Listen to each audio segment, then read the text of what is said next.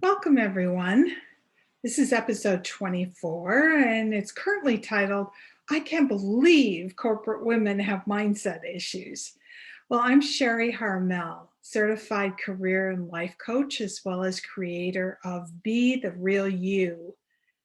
And when asked, most successful corporate women tell me that they don't have a mindset issue. They make statements like, I'm confident, I'm assertive, I'm direct. I'm a no nonsense woman. How could I possibly have a mindset issue? And yet, I hear these same women say, I have a seat at the table, but I don't speak up, or no one listens when I talk. It was luck that I'm here. I made the right connections, yes, but I'm not sure I can go any higher. Another one, I dream of ditching corporate to start my own business, but I'm afraid it's too risky, too uncertain. Something just keeps holding me back. Another, I'd like to work 2 days a week from home post COVID. But if I want to get into the C suite, I'm not sure I can make that request. Well, ladies, every single one of these statements exposes a mindset issue. But what are mindset issues? Well, they are untrue beliefs that disempower you.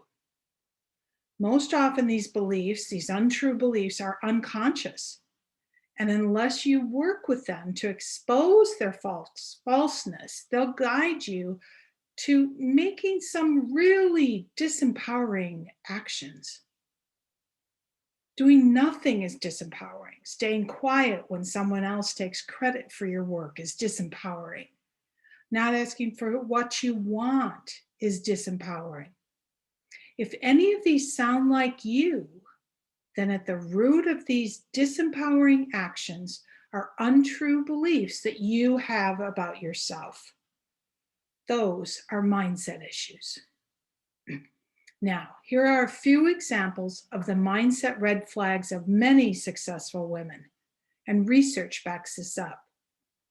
You are likely to judge yourself much more harshly than do your male counterparts. Research shows that women typically don't apply for positions unless they have 100% of their requested skills, while men will apply if they have just 50%. My question is, what does that mean when it comes to applying for promotions? Logically, not going for a position doesn't make sense. And yet I ask you, is this you? As a successful woman, there's also a pretty good chance that you have felt the well-known imposter syndrome. Women experience imposter syndrome much more often than men. Back when I was a career advisor at MIT, I regularly worked with female students who were absolutely off the chart brilliant.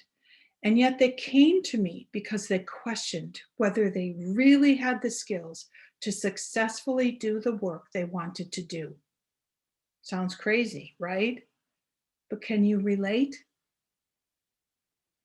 Now, I mentioned asking for promotions, but I'm wondering if part of the salary gap is partially because women don't ask for the money.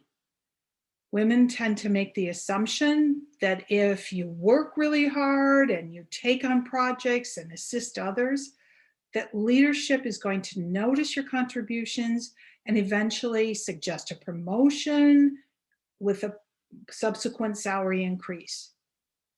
And yet, that assumption doesn't seem to happen.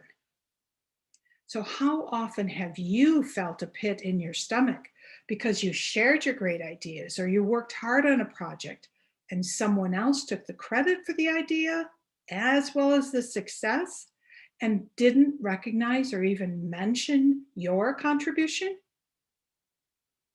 Now, let's switch gears a little bit and talk about your zone of genius. Now, this is a phrase that was coined by Gay Hendricks. Gay describes your zone of genius as when you are working in your sweet spot. That's that place where you're using all of your unique combinations of strengths and talents and gifts. I love working in that place, and I bet you do too. But in your current position, I ask you, how often do you get to work in your zone of genius? Can you imagine that if you jumped off the corporate ladder, what it would be like to create a business where you're working in your zone of genius most of the time? And yet, is there something that keeps stopping you? You might intensely feel the desire to create something of your own, and yet you can't seem to take the leap. Why is that? Well, ladies, it's because of the big fat fear of failure. At the core of your fears is a mindset issue, or in other words, an untrue belief that you have about yourself.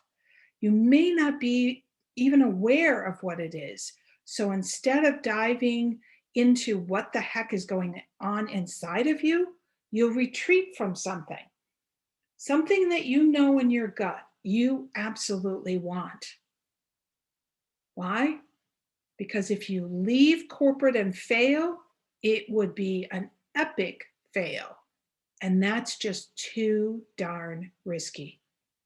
So you retreat and instead convince yourself to play small.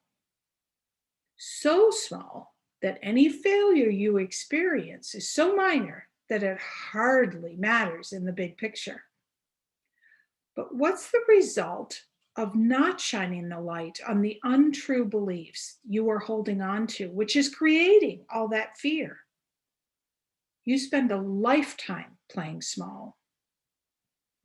I ask you, if you fast forward your life 10, 20, or 30 years, will you regret playing small? Another fear I hear from some of my clients is the money issue. But I've learned that if you peel back everything you think and believe about money, what I hear is this faulty belief that you will never make as much money as you are currently making. What that thought ignores is that you might make just as much as you're currently making, and you might actually have a much higher ceiling. Now, I'm not suggesting you jump off that corporate ladder without a plan. Keep that corporate job until you've done all the prep work to launch your business. You've got to know exactly what the business is all about. And right now, you probably just have a long list of ideas. We'd have to explore the ideas to find the right plan, which involves us working together, doing the work to find that intersection of your skills, your talents, your passion, and the market need. That process alone has an energy around it, and ladies, energy attracts energy. So, what I do hope you get from this conversation is that doing nothing other than thinking or imagining you owned your business is actually contributing in significant ways to your fears. What's so fabulous about peeling back what's really stopping you from moving forward is that once you know what it is and start to talk about it and shine the light on it, remain aware of it, you can move beyond it.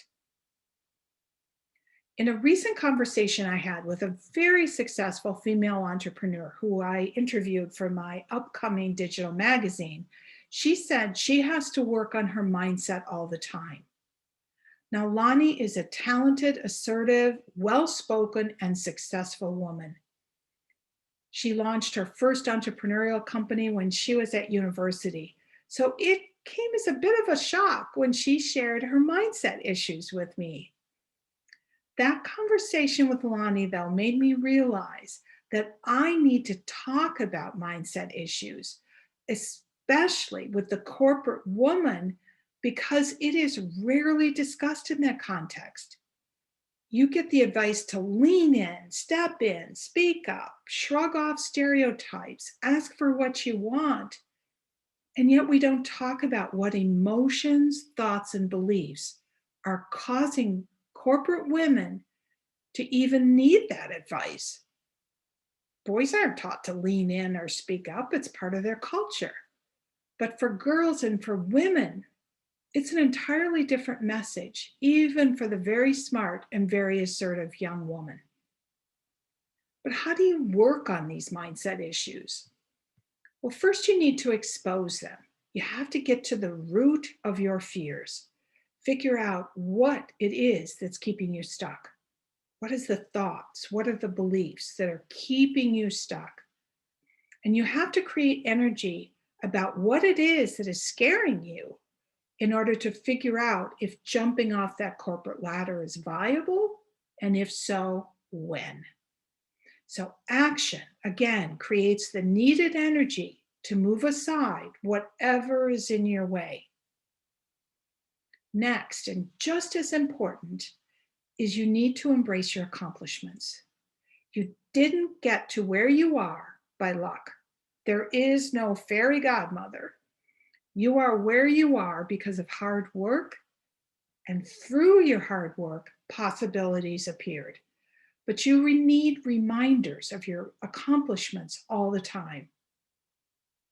Now, it's super easy to discount your past accomplishments, and yet they are exactly what you need to embrace to address your current fears. And honestly, those current fears are often worst case scenario kind of fears. So write out that timeline of challenges and accomplishments that you've had since you were a little girl. Dig deep into what fear is really causing you to stay on that corporate ladder and ask yourself, how realistic is that fear? Now, I promise you that if you go through those steps, you'll have a better idea of how your mindset is getting in the way of you creating what it is you want. It will also help you to start to shift up your thinking and get moving on your dreams. When you are ready to get to work, let's talk. It's my mission, honestly, to help corporate women decide if ditching the corporate ladder is right for them. And together we'll get started so that you can live and work in your zone of genius. Now, in the next few months, I'm going to be announcing a couple of new products. I'm super excited. One is expected to be a course that I've tentatively titled Design That Business You've Always Wanted. This is going to be a mastermind course that would be perfect for any of you who are ready to ditch corporate and start a business.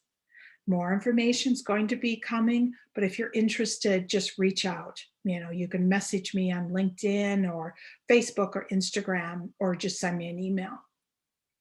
As always, ladies, I want to thank you for listening and being on this journey with me. And if you liked this podcast, please subscribe, write me a review, because reviews matter. Bye for now. A bientôt.